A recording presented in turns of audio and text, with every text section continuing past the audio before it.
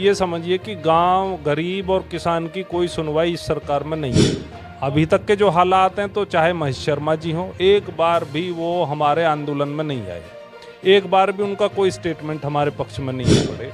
लेकिन जहां कहीं भी भारतीय जनता पार्टी को मौका मिलता, वहीं पर ये किसान विरोधी फैसले लेने से नहीं चूके। और सीपीएम ने ही ये रिट पिटीशन डाली थी, जिस पर चुनावी चंदे का सुप्रीम कोर्ट ने भंडाफोड़ किया है, इसको असंवैधानिक ठहराया है। और आप देख रहे हो कि घोटालों की एक पूरी सीरीज निकल कर आई।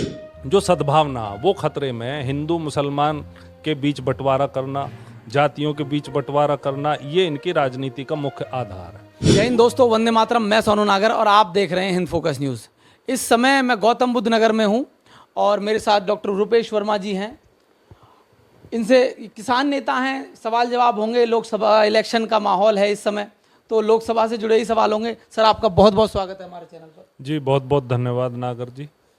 सर, मेरा पहला सवाल जो आपसे रहेगा कि इंडिया गठबंधन जो है, उसके प्रत्याशी महेंद्र नागर जो गौतम बुद्ध नगर सीट से खड़े हुए हैं, उसको आपका जो संगठन है उसको सपोर्ट कर रहा है यहाँ गौतम बुद्ध नगर में? देखिए, मैं सीपीआईएम का जिले का सेक्रेटरी हूँ और हमारी पार्टी इंडिया गठबंधन की घटक दल है।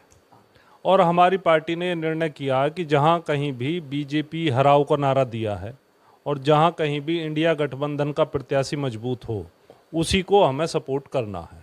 तो पार्टी लाइन के हिसाब से ही हम गौतम बुद्ध नगर में भी अपना महेंद्र सिंह नागर, जो समाजवादी पार्टी के प्रत्याशी हैं, जो कि हमें लगता है कि भाजपा के खिलाफ मजबूती के साथ चुनाव लड़ सकते हैं या लड़ रहे हैं, तो हमने उन्हें समर्थन देने का फैसला किया। अब यहाँ से मेरा एक सवाल और बनता है कि जब अभी आप लगभग 100 दिन के करीब ही हो गए थे, आपको 3 महीने आप अथॉरिटी के बाहर रहे, उसमें किस तरीके का जो कार्य था? क्या आपकी बातें एक भी नहीं मानी गई, या जो मानी गई वो बस धरातल पे नहीं उतरी? और क्या क्या मांगे हैं, जो मुख्य मांगे आपकी अभी भी बची हुई हैं, आपको लगता है कि शासन और प्रशासन उस पर अनदेखी कर रहा है कहीं ना कहीं? देखिए, यहाँ मुख्य रूप से किसानों की ज़मीन के अधिग्रहण का सवाल है। वो नोएडा में भी है, ग्रेटर नोएडा में भी है, यमुना में भी है, और ऐसा कहूँ तो गौतम बुद्ध नगर का सबसे बड़ा मुद्दा यही है। लेकिन बीजेपी सरकार ने इसकी जितनी अनदेखी की है, उतनी किसी ने नहीं करी। मुख्यमंत्री कितनी ही बार यहाँ पर आए, हर बार हमने जनप्रतिनिधियों से भी कहा, यहाँ के प्रशासन से भी कहा कि भाई एक प्रतिनिधिमंडल आपको हमारा मिलाना चाहिए, लेकिन इन्होंने कभी भी हमारा उनसे मुलाकात नहीं कराई। जो आंदोलन के सवाल हैं, वो छोटे सवाल हैं चाहे बड़े सवाल हैं, वो कोई ताज़े सवाल नहीं है, वो सब पुराने सवाल हैं। वो 20 साल से 25 साल से लोगों के 6% के प्लाट, 10% के प्लाट, उनके नए भूमि अधिग्रहण कानून 1 जनवरी 2014 से लागू है, वो आज तक यहाँ पर लागू नहीं है। पंचायतें हमारी नाजायज़ तौर पर ख़त्म की गई, वो आज तक बहाल नहीं है। उनके विकल्प के तौर पर कोई स्थानीय निकाय यहाँ पर नहीं है। तो ये समझिए कि गांव, गरीब और किसान की कोई सुनवाई इस सरकार में नहीं है।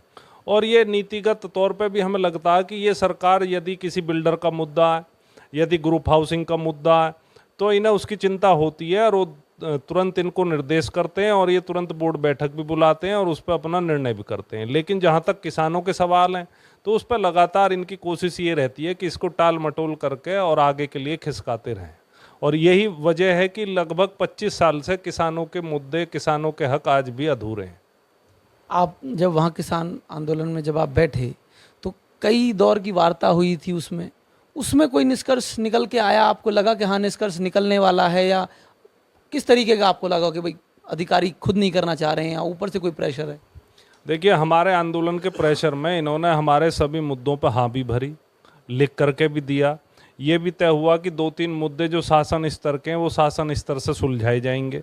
शासन से इस बाबत एक चिट्ठी भी आई कि भाई आप अपने लेवल के मुद्दे अपने लेवल पर सुलझाएं, हमारे लेवल के हमारे को रेफर कर दें।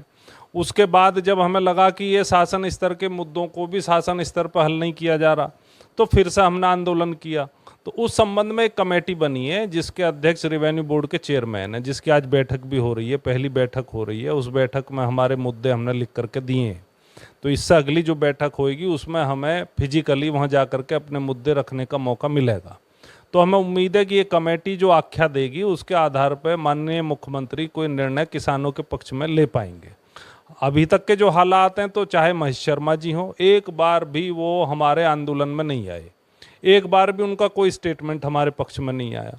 यहाँ तक कि हम उनसे जाकर के मिले, हमने उनसे ज्ञापन भी दिया, उनसे कहा भी साहब ये बड़ा मुद्दा है, इस पर आपको एक्शन करना चाहिए। उन्होंने आश्वासन तो दिया, लेकिन कभी कोई उस पर कार्रवाई उन्होंने आज तक नहीं करी।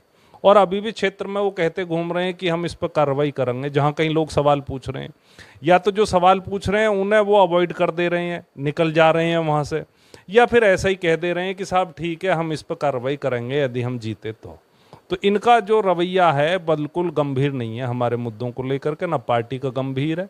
और आप देख रहे हैं कि नीतिगत तौर पर जो भारतीय जनता पार्टी है वो 3 किसान बिल किसानों के खिलाफ लेकर के आई थी।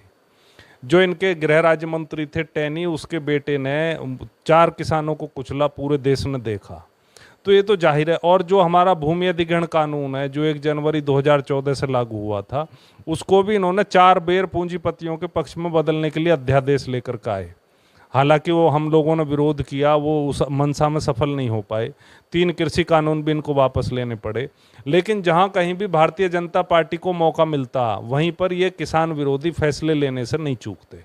तो हमारी नज़र से चाहे राष्ट्रीय स्तर हो, चाहे राज्य का स्तर हो, चाहे जिले का स्तर हो, हर जगह भारतीय जनता पार्टी किसान विरोधी पार्टी के तौर पर उभर कर आई है। सोसाइटी की जो वोटें हैं वो बहुत हैं, वो निर्णायक वोटें हैं। तो आप उनसे कैसे कनेक्ट कर पाएंगे, उन लोगों को कैसे समझा पाएंगे कि भाई हम परेशान हैं, आप भी हमारे समर्थन में आएँ? हम कोशिश कर रहे हैं कि जो सोसाइटी के लोग हैं वो भी कोई खुश तो है नहीं। बेरोजगारी का जो सामना उन्हें भी करना पड़ रहा है, महंगाई का सामना उन्हें भी करना पड़ रहा है, भ्रष्टाचार का सामना उन्हें भी करना पड़ रहा है। तो जो देश के सवाल हैं, जो लोगों के सवाल हैं, वो सवाल तो उनके भी हैं और हमारे भी कॉमन है। जहाँ तक गांव के सवाल का सवाल है तो उनके और हमारे बीच जो डिसकनेक्ट है उसको हम कनेक्ट करने की कोशिश कर रहे हैं, जिससे कि उनको भी हमारी समस्या के बारे में पता चले और हमारे गांव के लोगों को भी उनकी समस्या के बारे में पता चले।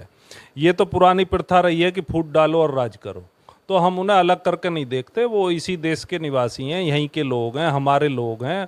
जो परेशानियां उनकी हैं वो परेशानियां हमारी हैं और हम सबकी मिली जुली परेशानियां हैं। और जो डिसकंटेंट है, यानी कि मोदी सरकार के खिलाफ जो माहौल बन रहा देश में, वो चाहे चुनावी चंदे की मुद्दे को लेकर के बन रहा हो, चाहे मुख्यमंत्रियों को गिरफ्तार करके जेल में डालने की वजह से बन रहा हो, चाहे उनकी तानाशाही प्रवृत्तियों के कारण बन रहा हो, चाहे जो भी मुद्दे हैं। पिछले आप देख रहे हो 10 साल मोदी सरकार को हुए हैं, रोजगार की क्या हालत है आपको पता, खेती की क्या हालत है आपको पता, यहाँ तक कि मजदूरों के बारे में जो उनके कानून थे जो मजदूरों की सुरक्षा करते थे वो भी इन्होंने बदल दिए। तो इस तरीके से हर तबके के खिलाफ इन्होंने फैसले किए हैं और बहुत थोड़े से लोग हैं जिनके नाम निकल के आ गए हैं।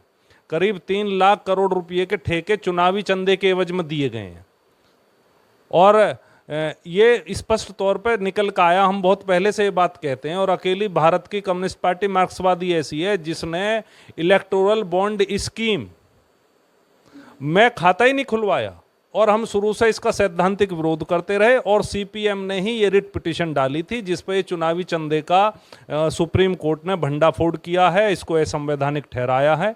और आप देख रहे हो कि घोटालों की एक पूरी सीरीज निकल करके आई है कि किसी के यहाँ छापा मारा तो उसने पैसे दे दिए, या किसी ने पैसे दिए तो उसको अगले ही दिन या उससे 10 दिन बाद ठेके मिल गए।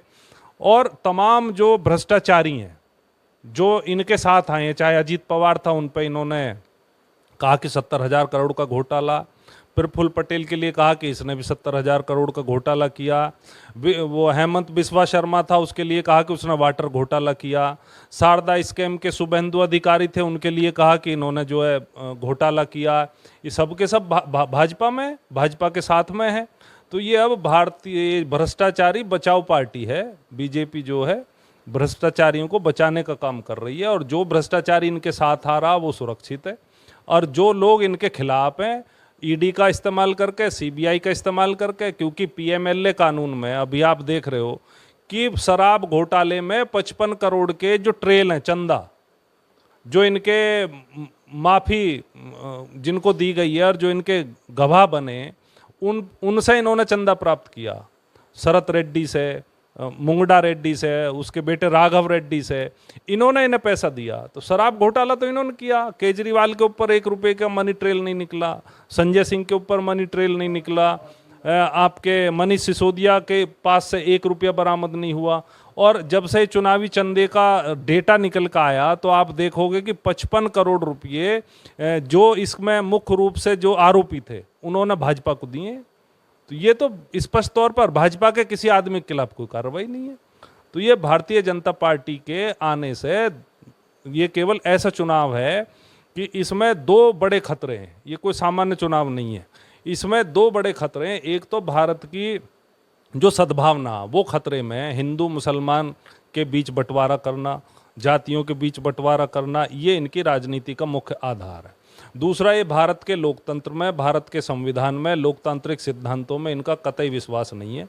और वो आप देख रहे हो कि इनकी तानाशाही प्रवृत्तियां, जैसे हेमंत सोरेन को गिरफ्तार किया, इधर केजरीवाल को गिरफ्तार किया, और तमाम विपक्ष को ख़त्म करने की कोशिश हो रही है। पार्टी जो विपक्ष की पार्टियां, उनके खाते सील हो रहे हैं, सारा चंदा खुद प्राप्त कर लिया और उस चंदे के एवज में उनको बेनिफिट दे दिए और विपक्ष की पार्टियों के खाते सील कर दिए। तो ये एक तरफा चुनाव कराने की कोशिश हो रही है।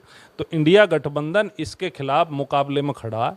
और जहां कहीं भी अब की बार हमने इसीलिए, क्योंकि देश में सांप्रदायिकता का बहुत बड़ा खतरा है, तानाशाही का बहुत बड़ा खतरा है, और हाल फिलहाल इससे मुकाबले की ज़रूरत है, क्योंकि ये दोनों बड़े सवाल आज देश की जनता के सामने हैं कि लोकतंत्र बचेगा, संविधान बचेगा तो हम बचेंगे, और नहीं तो ये रूस जैसी स्थिति इस देश में लाने की कोशिश कर रहे हैं कि लोकतंत्र के नाम पर ढकोसला करो और सत्ता को हत्या करके उस पर कब्जा करे रहो और 150 लोगों की सत्ता को बनाए रखो। इस देश के तमाम प्राकृतिक संसाधनों को उनके हाथ में दे दो, जैसा कि इन्होंने किया भी है। हवाई अड्डे हों, बंदरगाह हों, माइंस हों, सब के सब 4-6 पूंजीपतियों को आवंटित किए हैं। और उसका आप देखोगे रिकॉर्ड जो SBI ने दिया है कि किस किस से चंदे निकले, तो उन्हीं तारीखों के आसपास इनके ठेके अवार्ड हुए जिन तारीखों में इनको चंदे मिले। तो बड़े गंभीर आरोप हैं जो रुपेश वर्मा जी ने लगाए हैं। किसान नेता हैं, आरोप प्रत्यारोप का दौर जो है ये चलता रहेगा, क्योंकि इलेक्शन है। ये अपने इंडिया गठबंधन के जो प्रत्याशी हैं यहाँ से महेंद्र नागर, उनके लिए जगह जगह जाके वोट भी मांग रहे हैं और सपोर्ट भी मांग रहे हैं। और मेरा आपसे भी अनुरोध रहेगा कि अपने कमेंट्स में हमें ज़रूर लिख के बताएं कि ये इंटरव्यू कैसा लगा आपको। हमसे जुड़ने के लिए बहुत बहुत धन्यवाद। जय हिंद, वंदे मातरम। धन्यवाद।